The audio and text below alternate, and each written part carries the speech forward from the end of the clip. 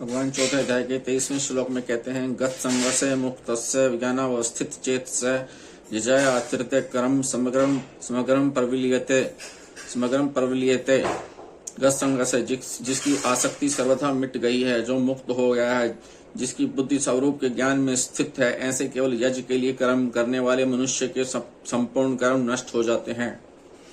गत संगस्य क्रियाओं का, पदार्थों का, घटनाओं का, परिस्थितियों का, व्यक्तियों का जो संग है, इनके साथ जो हृदय से लगाव है, वही वास्तव में बांधने वाला है, जन्म मरण रूप बंधन देने वाला है। स्वार्थ भाव को छोड़कर केवल लोगों के हित के लिए लोक संग्रहार्थ कर्म करते रहने से कर्म योगी क्रियाओं, पदार्थों आदि से असंग हो जाता है। उसकी आसक्ति सर्वथा मिट जाती है। वास्तव में मनुष्य स्वरूप से असंग ही है, किंतु असंग होते हुए भी यह शरीर, इंद्रिया, मन, बुद्धि, पदार्थ, परिस्थिति, व्यक्ति आदि से संबंध मानकर सुख की इच्छा से उनमें आबद्ध हो जाता है, उनसे जुड़ जाता है। मेरी मनचाही हो, जो मैं चाहता हूँ वही हो, जो मैं नहीं चाहता वही नहीं हो, ऐसा भाव जब तक रहता है तब तक यह संग बढ़ता ही रहता है। वास्तव में होता वही है जो होने वाला है। जो होने वाला है उसे चाहे न चाहे वह होगा ही, और जो नहीं होने वाला है उसे चाहे न चाहे वह नहीं होगा। अतः अपनी मनचाही करके मनुष्य व्यर्थ में ही दुख पाता है, फंसता है। कर्मयोगी संसार से मिली हुई शरीर आदि वस्तुओं को अपनी और अपने लिए मानकर उसे संसार की सेवा में अर्पण कर देता है।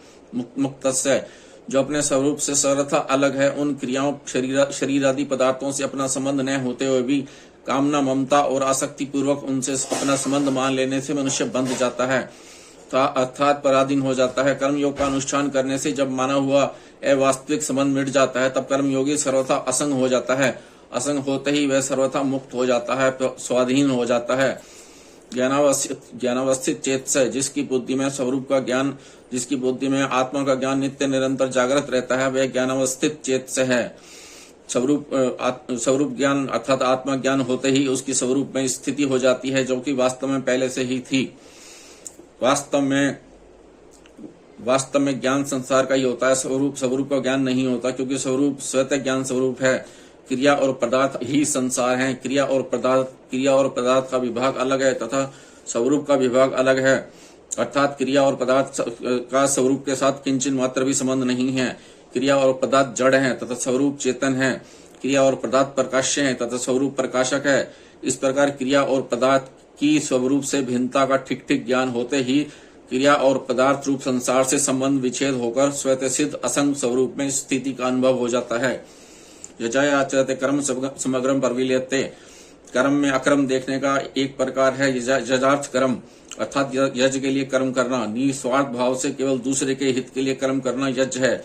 जो यज्ञ के लिए ही संपूर्ण कर्म करता है वह कर्म बंधन से मुक्त हो जाता है, और जो यज्ञ के लिए कर्म नहीं करता अर्थात अपने लिए कर्म करता है वह कर्मों से बंध जाता है।